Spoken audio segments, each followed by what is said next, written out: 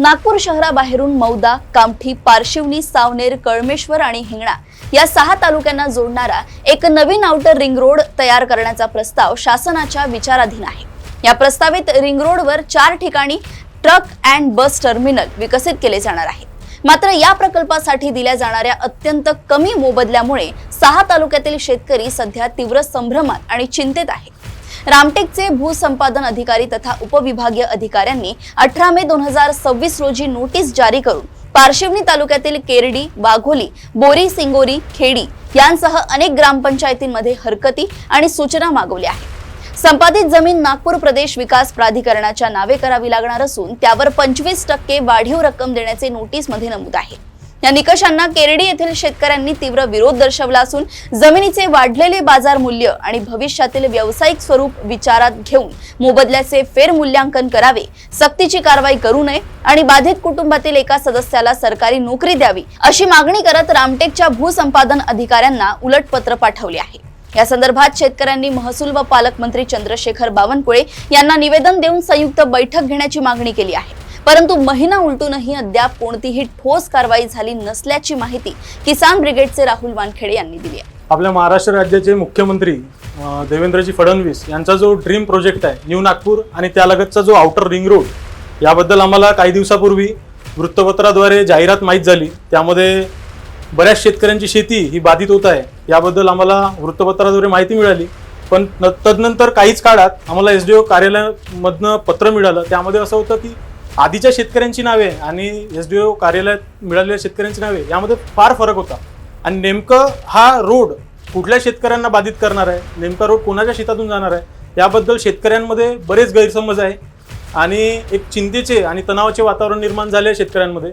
आणि आगामी हंगाम आता पुढे आहे आणि शेतकऱ्यांनी नेमकं येणाऱ्या हंगामाचं टेन्शन घ्यावं की साहेबांच्या रोडचं टेन्शन घ्यावं, हाच एक मुद्दा आहे। सदर विकास कामाला आमचा विरोध नाही, पण हा विकास जर शेतकऱ्यांचे गळे कापून केला जाईल याला आम्ही कधीच सहन करणार नाही।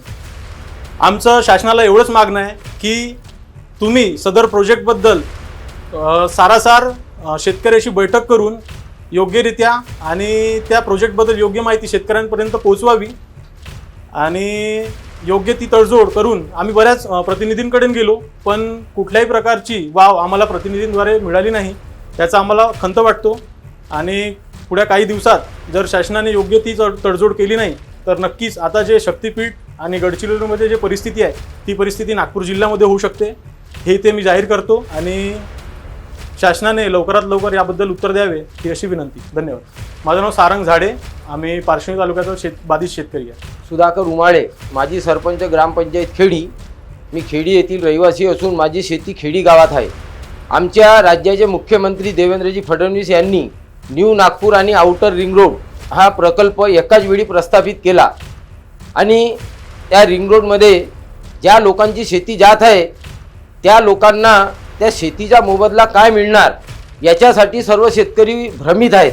आमची एकच विनंती आहे की यांनी ते जाहीर करावं, अन्यथा 5 मे रोजी जे 1.84 करोड रुपये एकरप्रमाणे जे रिंग रोडमध्ये शेती गेलेल्या शेतकऱ्यांना भाव दिला तो गृहीत धरून त्याच्या 5 पट रक्कम आम्हा शेतकऱ्यांना देण्यात यावी आणि ती रक्कम प्रभावित झालेल्या शेतीची नाही तर वाचलेली जी शेती आहे ती शेती आमच्या कोणा कामाची राहणार नाही।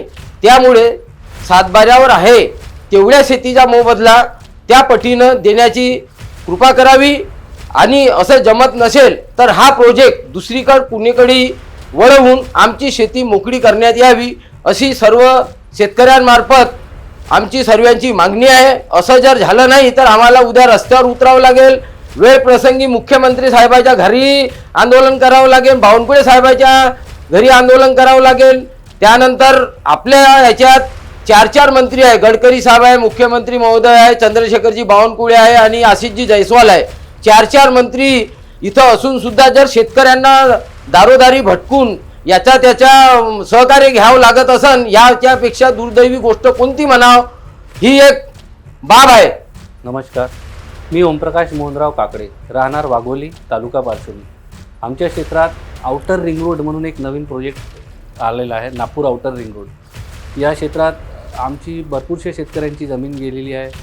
पण समभ्रम असा आहे की त्या जमिनीचं करणार काय, तो आउटर रिंग रोड बनणार कसा आहे, त्याची हाईट कशी आहे, की तो जमिनीचा समतोल आहे, हे सर्वांना, सर्व शेतकऱ्यांना भ्रमित करणार आहे. आणि याची माहिती कोणीच नाही देऊन राहिलं आहे. त्याच्यानंतर ही सर्व शेती आहे उपजाऊ, त्याच्यामध्ये सर्वांच्या उदरनिर्वाह होते. ही सर्व शेती, शेतमालकाची जमीन चालली गेली तर तो शेतकरी करणार काय, तो कुठून आपलं पोट भरणार. आणि याबद्दल कोणीही HDO नाही, गव्हर्नमेंटच्या कोणताही अधिकारी क्लिअरिफिकेशन देऊन नाही राहिला की हा रोड बनणार कसा आहे, 6 पदरी आहे, पण त्या शेतकऱ्यांच्या कोणत्या कामाचा, त्याच्यानंतर याचा मोबदला कसा मिळणार आहे, काय मिळणार आहे, हे सर्व पूर्ण शेतकऱ्यामध्ये समभ्रम पसरलेला आहे. तरी शासनाला विनंती, हा समभ्रम, आणि शासनाच्या अधिकाऱ्यांना विनंती आहे की हा समभ्रम सर्व शेतकऱ्यांपासून दूर करावं. त्यांनी शेतकऱ्यांशी बैठक घ्यावी, त्यांना विचारावं, त्यांचं विचार विनिमय करून त्यांना जो उचित मोबदला पाहिजे किंवा तो रस्ता कसा बनणार आहे, काय बनणार आहे, याबद्दल प्रत्यक्षात मार्गदर्शन करावं आणि शेतकऱ्यांचा समभ्रम दूर करावा, ही विनंती. नमस्कार, मी राहुल कवडूजी वानखेडे, किसान ब्रिगेड तालुका अध्यक्ष. या नात्याने पारशिवनी तालुक्यातील आमची शेती रिंग रोड जो बनत आहे, तिसरा आउटर रिंग रोड, त्यामध्ये जात आहे अशी वृत्तपत्रामध्ये जाहिरात आली आणि आमच्या ग्रामपंचायत केरडीला त्यांनी ते प्रकाशित करण्यासाठी ग्रामपंचायतीला दिली. त्या पारशिवनी तालुक्यातील 643 शेतकरी या आउटर रिंग रोडमध्ये बाधित होणार आहे. आणि आमच्या इथली शेती आहे, धान आणि गहू हे 2 मुख्य फसल आहे. त्यामध्ये आमच्या इथे 80 ते 90 हजार रुपये, 1 लाख रुपयापर्यंत शेतकरी उत्पन्न काढतात वर्षाचं एकरी. तर तो खूप मोठं नुकसान होणार आहे शेतकऱ्याचं. आणि आमची एकच मागणी राहील शासनाला, आमची शेती जात आहे तर आमच्या शेतीला योग्य मोबदला 1.83 लाख रुपये इकडे हिंगणा तालुक्यामध्ये एकरी देत आहे असं वृत्तपत्रामध्ये आलं होतं. पण आमच्या इकडे HDO कार्यालय रामटेकला आम्ही भेट दिली, तिथे त्या लोकांनी आम्हाला कसल्याही प्रकारे आमची शेतकऱ्याला काय मोबदला मिळणार, हा रोड किती उंच, 15 फीट, 20 फूट या 5 फूट या ग्राउंड लेवलवर जात आहे, असं कसल्याही प्रकारे शेतकऱ्याचं सहमत किंवा शेतकऱ्याची संतुष्टी त्या लोकांनी केलेली नाही आहे. म्हणून शेतकऱ्यामध्ये खूप मोठं संभ्रम आहे.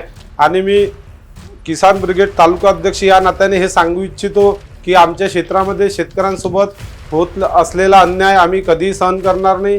त्यासाठी आम्ही रस्त्यावर उतरून पूर्ण परिसरातील शेतकरी आंदोलन करू, हीच मागणी राहील. मी सामाजिक कार्यकर्ता प्रशांत बाजीराव मसाद. मी शेतकऱ्यांची व्यथा जाणली. मी स्वतः एक शेतकरी आहे. जमीन गेली तर त्यांचा संसार कसा चालणार. पारशिवनी तालुक्यात अनेक भागातील शेतकऱ्यांनी शेती हा मार्ग प्रकल्पासाठी, जो महामार्गाचा प्रकल्प आहे, ती भूमी संपादित करण्यासाठी त्यांनी सुरुवात केली आहे. पण ह्या शेतकऱ्याची उपजीविका त्या शेतीवरच निर्भर आहे. समोर त्यांच्या मुलांचे शिक्षण आहे, विवाह सोहळा आहे त्यांच्या घरी, आणि भविष्याच्या जी आर्थिक परिस्थिती त्याची पण स्थिती उद्भवणार. ह्या सर्व गोष्टीसाठी सरकारने त्यांच्याकडे लक्ष केंद्रित करावं आणि एक चांगला प्रकल्प होत असेल तर शेतकऱ्यांना न्याय देण्याचं काम करावं.